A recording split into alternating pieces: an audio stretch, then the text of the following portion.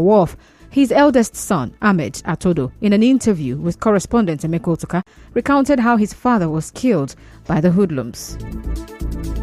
From the account of my brother, what happened was he came home from work by, let me just say, 8 o'clock in the evening. So he had to call. So my younger brother, Honest, had to go and open the gate. So when he opened the gate, immediately as my dad was entering, some guys just came out with sticks and stuff like that to attack.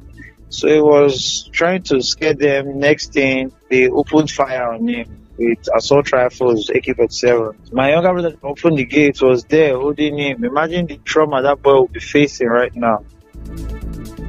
Mr. Atodo said the hoodlums also kidnapped his mother that night and the family had to pay 2,500,000 naira for her release. We had to pay a ransom to release her. I had to pay like 2.5 million naira to release my mom, and she was beaten every day for the 7 days she was abducted, beaten day and night. If you see her, like, oh my God. So she has been receiving treatment. She'll soon be discharged soon. He said that the incident has been reported to the police. They are working on it so far. They're making some investigations because the whole issue is tiring. Because I remember when we were trying to track those guys before I paid the ransom, they knew that we were tracking them. It was... Now, when contacted, spokesperson of the River State Police Command, SP Grace Iringikoko, promised to respond later. In another development, a stakeholder in Aoda West local government area says some communities are paying up to 10 million naira for what he called security levy to suspected cultists in the area.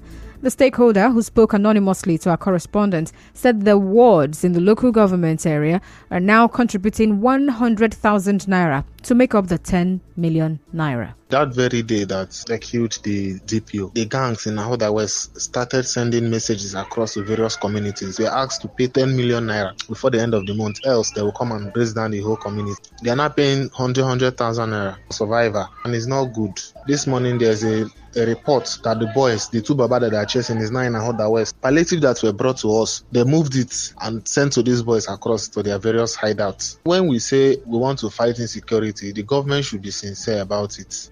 Well, he wants the state governments and security agencies to take their fight against insecurity to Aoda West. The state government, the Nigerian police and other relevant security agencies should come to Ahoda West and come by Ahoda West. Tubaba is in Ahoda West. They should stop looking far when the boy is close. He's in Ahoda West. He's no longer in Ahoda East. They should also put their torchlight into Ahoda West. They should come and help us. The late Bako, there was a time he entered into Ahoda West and raided some communities. He arrested some of these boys. Immediately, they sent message across to him that Ahoda West is not his jurisdiction. He should not come into Ahoda West.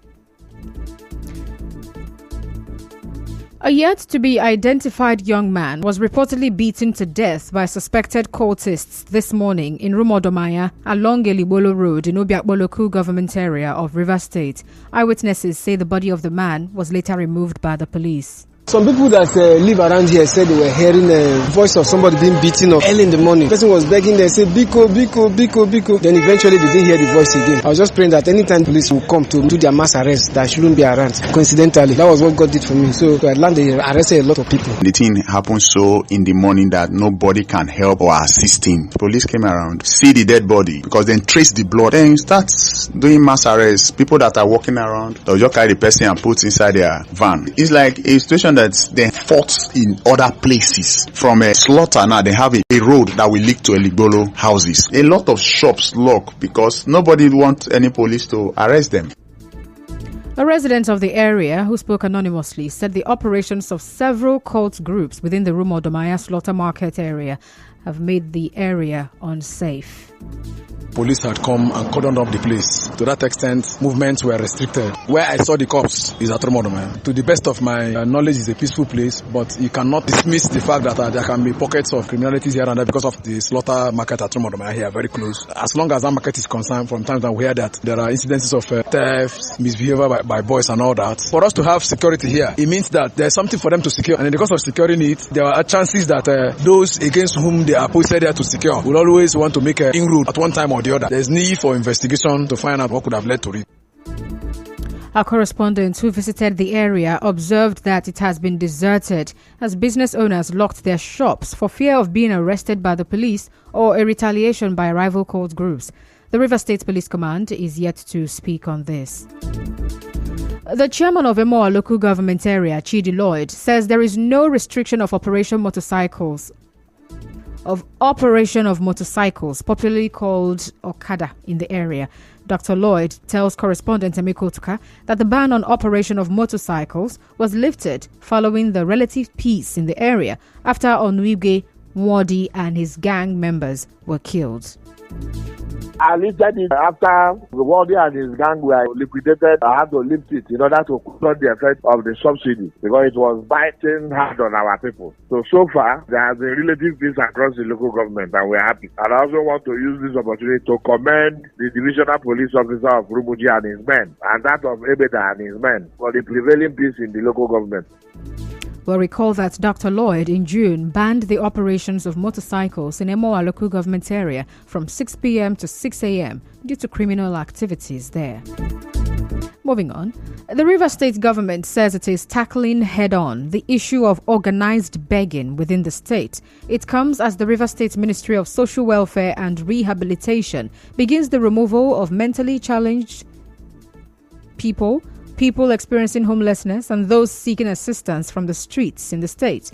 The State Commissioner for Social Welfare and Rehabilitation, Inime Aguma, tells correspondent Martha Kerenkem that communities where the people begging for assistance come from have been identified and meetings are ongoing with their community leaders to end the problem.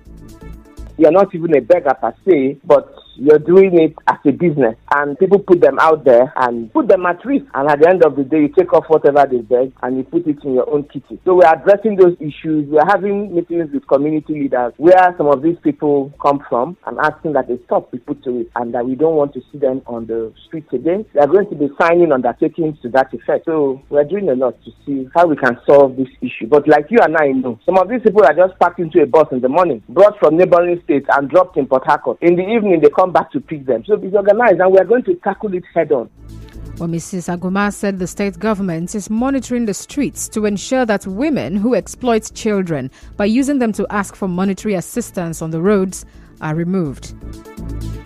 You know, when we took them off the street, the ones we could get, we've now had to separate the children from their mothers. That is if they are their mothers. And we've had to keep the children at the children's home, while we've kept the women at the rehab center. Sometimes if the child is maybe about 7 or 8 years old and you talk to the child, find out that woman that you separated the child from is not even the mother of the child. So this thing is organized. And there's going to be a constant review of what we've done, and we'll continue to monitor the streets to see how we can get them off.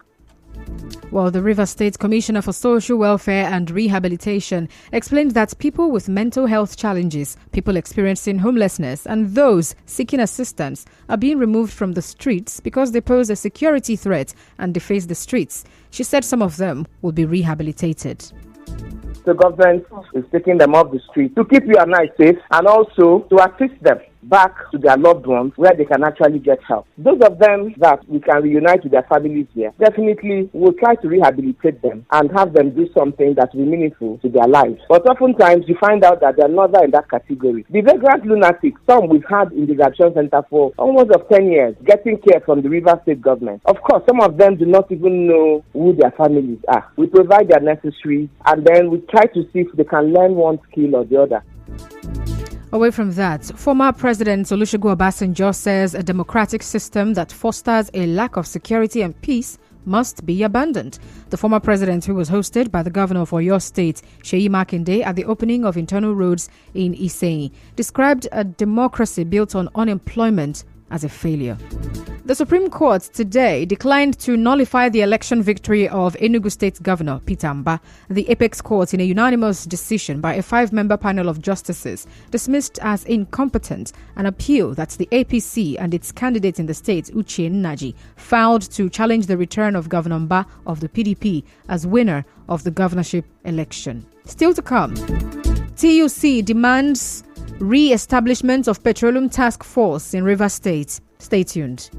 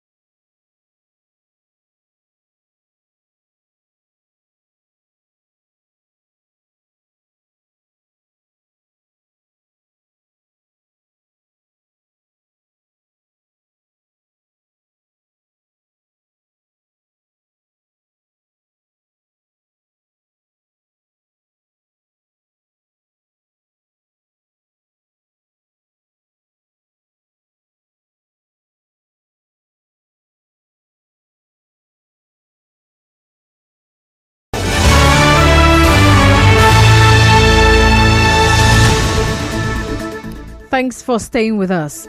The rising cost of kerosene is drawing concern among Port Harcourt residents who are increasingly turning to kerosene and other alternative methods for cooking due to the high price of cooking gas. In an interview with our correspondent, they say kerosene is unavailable at filling stations and they do not trust the quality the kerosene sold at the black markets.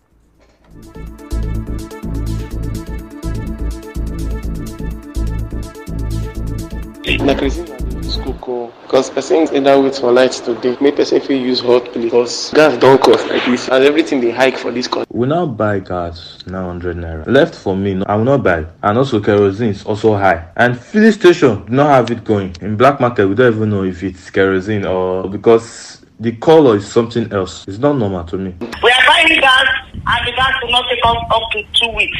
Let the masses adjust themselves because it's not everybody that can be buying gas 11,000, 12,000 naira in 2 weeks because it's very, very expensive and the kerosene too is not easy. The kerosene too is very expensive. Well, I don't know whether they want us to make use of firewood. I have queued up for a very long time, almost 2 hours. I run a restaurant. It's been affecting me seriously. Now, on his part, a member of the Petroleum Tanker Drivers Association, Nelson, said there is reduced demand for kerosene because of an increase in the demand for cooking gas. As you are asking for kerosene now, you need that for high quantity. For my company where I work, they will look forward to load and send for you. I don't know the kerosene like magic as I will call it, but don't they see the kerosene again. You know the Tumbo market again because of this cooking gas, this summer gas. So therefore, I don't know the depot of their kerosene for now. Based on say, don't let the market. No, I don't know the depot for now when they kerosene. I said my company now, if you know the true, if they have supply, they might make calls. I know if it's Lagos or for the Well, our correspondent reports that cooking gas plants in Port Harcourt are still experiencing long queues, while others remain short due to scarcity of the product. Now, as part of measures to reduce the scarcity of petroleum products in Rivers State, Chairman of the Trade Union Congress, TUC, in the state, Foster Onyefuru, is advocating for the activation of the Petroleum Task Force in an interview with correspondent Soibi Oruwari. In the past, we used to have a joint monitoring committee, a tripartite committee made up of government and the union and then the marketers, where we monitor the reception or the delivery of products up to distribution. I've engaged my NLC counterpart on the need for us to revive that committee. And once we come up from the organized level angle, we will engage the government and get their buy-in. And we are very hopeful. We know that to establish that monitoring task force committee again. Well, Mr. Onyefuru said his investigation shows that Port Harcourt is worse hit with scarcity of these petroleum products, especially kerosene and gas.